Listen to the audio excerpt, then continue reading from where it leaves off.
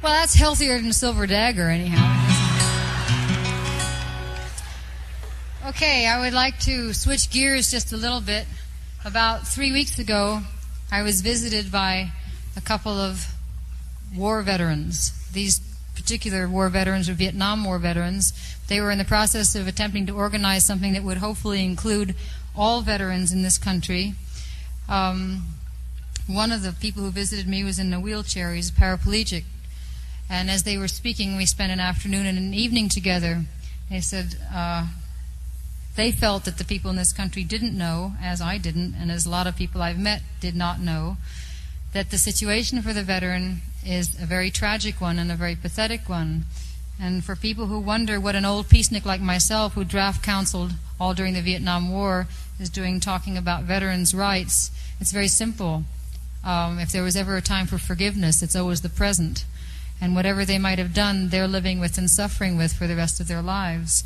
And then I began to get some insight into things they were saying about the hospitals. I'll try to paint one picture for you. But they are organizing around the hospitals, the veterans' hospitals. Ron Kovic was in a wheelchair. He was spending a few months lying on his stomach having operations done last summer. And he said an elevator door opened in the VA hospital, and in the elevator there was a pile of garbage, and there was a paraplegic shooting up a quadriplegic with heroin. And he said that seems to be the alternative to what the Veterans Administration has been handing down for the veterans.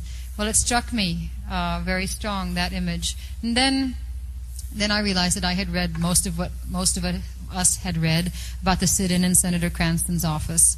And one of the things that struck me very strongly about that was that they seemed to be, at least tactically, very convicted to the use of nonviolence in their struggle. So what's happening at this point amounts to a second bonus march on Washington. Some of you have probably been forced to read about the first one, and after you got started reading about it, probably found out it was quite interesting. It was in 1932, when veterans from right, left, middle, center, which is another reason this appeals to me, went to Washington to try and get what they called their bonus. Now, I suppose that means different things for different people, and that may not even become clear until the veterans reach Washington. The plan at this point is that veterans from all over this country will be leaving wherever they are starting in the middle of June and arriving in Washington on the 4th of July, pitching tents and setting up an encampment and saying, we're here to discuss the veterans' crisis. There is a veterans' crisis, and the country should know about it. And so I got behind it. And after I sing this song, I'll probably give you a telephone number to which people can call in if you feel like volunteering time, energy, money, or what have you in the local area. And then those of you who feel like packing up your campers and leaving for Washington, why, that's fine too. So this song I used to sing years and years ago, and it's suddenly become very appropriate again.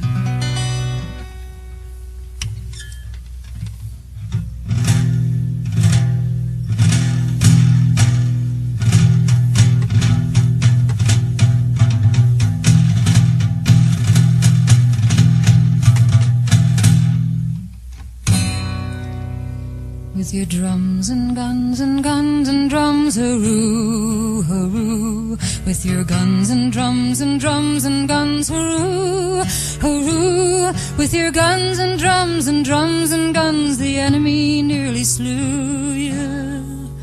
My darling dear, you look so queer. Johnny, I hardly knew you.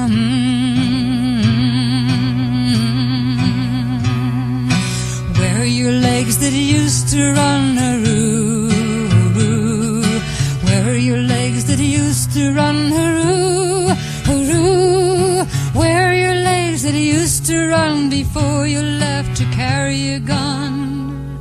I fear your dancing days are done. Johnny, I hardly knew you.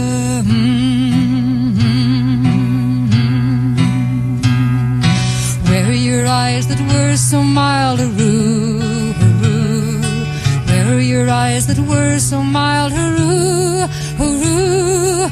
Where are your eyes that were so mild when my heart you did beguile?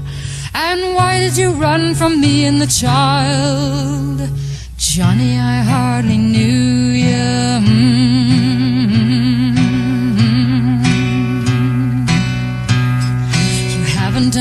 you haven't a leg, hoo-roo. You haven't an arm, you haven't a leg, hoo-roo, hoo-roo. You haven't an arm, you haven't a leg, you're an eyeless, boneless, chickenless egg. And you'll have to be put with a bowl to beg. Johnny, I hardly knew you.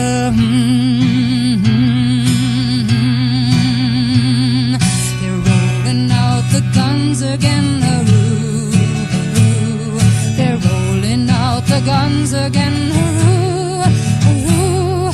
They're rolling out the guns again, but they won't take back our sons again. No, they'll never take back our sons again.